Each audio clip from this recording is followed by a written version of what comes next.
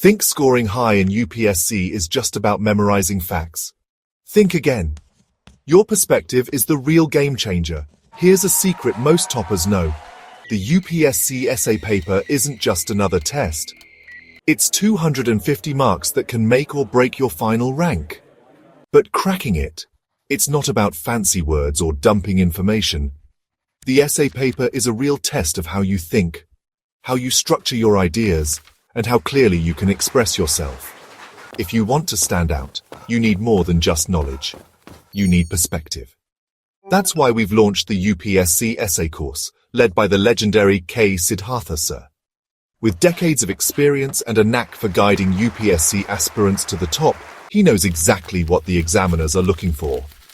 Inside this course, you'll get over 100 essays, each packed with multi-dimensional analysis, powerful introductions and conclusions, and a holistic approach to every possible topic. But more importantly, you'll learn to think, analyze, and structure your thoughts the UPSC way. This isn't just about writing essays, it's about transforming the way you approach problems. Imagine walking into the exam hall, confident that your essay will be your strongest weapon, not your biggest worry. So, are you ready to make the essay paper your ticket to UPSC success?